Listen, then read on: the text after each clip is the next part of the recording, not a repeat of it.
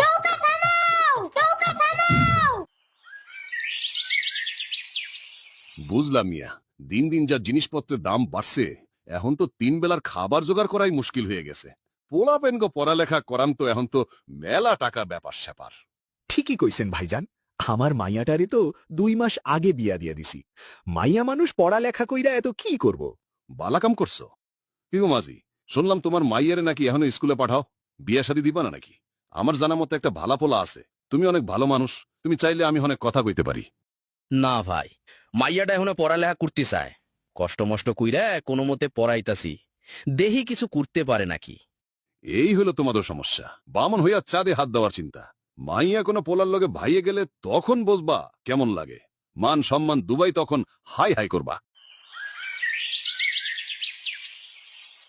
ইয়ামিন, ইয়ামিন জলদি আসো, দেরি হয়ে যাচ্ছে। এতক্ষণ লাগে রেডি হতে? চলো এবার। কি করছিলে ভিতরে এতক্ষণ? তোমাকে না কখন আমি রেডি করে দিছি? কিছু না।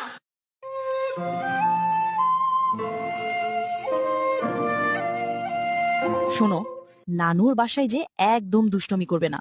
2 দিন নানুর কাছে থাকবে, নানুকে বেশি জ্বালাবে না। 2 দিন পরে এসে আমি তোমাকে নিয়ে যাব। হুম হুম। মামা, এই নেন আপনার ভাড়াটা। এখান থেকে এখন আমরা গাড়িতে যাব।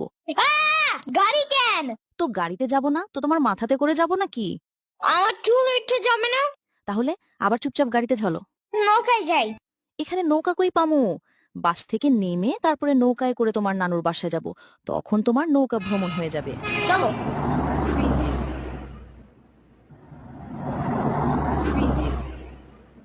মামা, আমাদেরকে নদীর ওই পারে নামিয়ে দেন। আপনি গো পার কারণের লাগেই তো বইসা আছি, তাড়াতাড়ি উঠা পড়েন। বাবু, সাবধানে বইসো, ভয় পাইও না কিন্তু। আজকে বাতাস বইতাছে, এই জন্য নদীতে একটু ঢেউ বেশি। আমি কি করতে বাবা নাকি? হ্যাঁ, তাই নাকি? আবার জিঙ্গায়। বেশি কথা না বলে আমাকে ধরে বসো।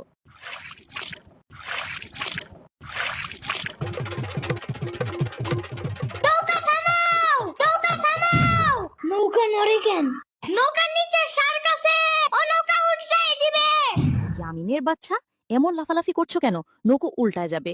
নৌকার নিচে শার্ক এসে পড়ছিল। এখানে শার্ক কোথা থেকে আসবে? তোমার জন্য এখনই নৌকা উল্টায় যেত। চুপ করে বসে থাকো না, নহলে এখানে ফালাই দিয়ে চলে যাব। না না না না।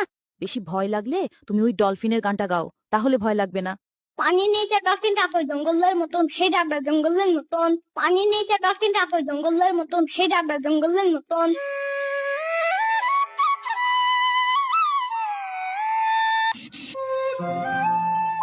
না না, টাকা লাগবো না। তোমরা আমগো পাড়ার মজনু ভাইয়ের আত্মীয় না? মজনু আমার দূর সম্পর্কের ভাই লাগে।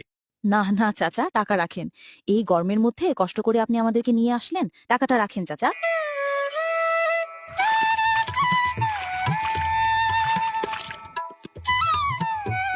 তোমরা আইসা পড়ছো নানা ভাই। আম্মু, এই আম্মু, আম্মু। আম্মু আম্মু করছো কেন? তোমার নানুরে সালাম দাও। আসসালামু আলাইকুম। ওয়ালাইকুম আসসালাম ওয়া রাহমাতুল্লাহি ওয়া বারাকাতুহু। আমার নানা ভাইয়ের মুখটা এমন শুকনা শুকনা লাগতাছে কেন? কিছু খাও নাই রাস্তায়? তোমার আম্মু তোমারে কিছু কিনা দেয় নাই? কেমনেও দেয় না। এই নাও নানা ভাই, কিছু কিন্না খায়ো। ওকে। উফ খালা, তুমি আবার ওরে এতগুলা টাকা দিলে কেন? এগুলা যে সারা দিন এটা ওইটা খাবে, একটুও ভাত খাবে না। থাক না, পোলা পাইন মানুষ, এখনই তো এগুলা খাওয়ানোর বয়স। আচ্ছা খালা, আসার সময় একটা মাঝির সাথে পরিচয় হইল। সে নাকি আপনাদের দূর সম্পর্কের ভাই হয়। মানুষটা অনেক ভালো। হ, সুজন মাঝির কথা কইতাছস? ভাই আসলেই অনেক ভালো মানুষ, কিন্তু বেচারার কপালটাই খারাপ। মাইয়াডারে পড়ালেখা করাইতে চায়, কিন্তু টাকার অভাবে কলেজে ভর্তি করাইতে পারতাছে না। গ্রামের মানুষও যুবতী মাইয়া ঘরে রাখতে দেখা বহুত কথা শোনায়। এটা আবার কেমন কথা খালা? পড়াশোনা করা তো নারীদের অধিকার, এই জন্য মানুষ তাদের পিছনে পড়ে আছে। ওরে, মাইয়াটা পড়ালেখায় অনেক ভালা, কিন্তু মনে হয় না কপালে কলেজে ভর্তি হন আছে। নারীর অধিকার আবার কি? নারীর অধিকার মানে হলো নারীদেরও পুরুষদের মতো সমান সুযোগ সুবিধা ও স্বাধীনতা ভোগ করার অধিকার রয়েছে, যেমন শিক্ষা, স্বাস্থ্য, কর্মসংস্থান এবং সামাজিক জীবনে অধিকার। বুঝেছো? হুম। খালা, তুমি আমাকে মাঝি চাচার সাথে কথা বলিয়ে দিও। এখন তো সরকার মেয়েদের ফ্রিতে পড়ার ব্যবস্থা করে দিচ্ছে, যারা দরিদ্র। আমি চাচার সাথে কথা বলে তার মেয়েকে কলেজে ভর্তি করে দিব। কিছু টাকা লাগলে, দরকার পড়লে আমি দিব। আচ্ছা, তাইলে তো ভালোই হয়। আমি কমনে। খালা, এখন আমি আসি। আজকে যেতে দিব না। আজকে আমি যাই, পরশুদিন আসার সময় আমি তোমার জন্য ভ্যানিলা কেক আর পিৎজা নিয়ে আসবো। ওকে, জলদি আইসো, যাও। আমার পুই পুই করা গাড়ি, ওগুলার দই হালে গানও শোনা হইল না। আচ্ছা খালা, তাহলে আমি এখন আসি। আর ইয়ামিন, তুমি তোমার নানুকে বিরক্ত করবা না। ওকে।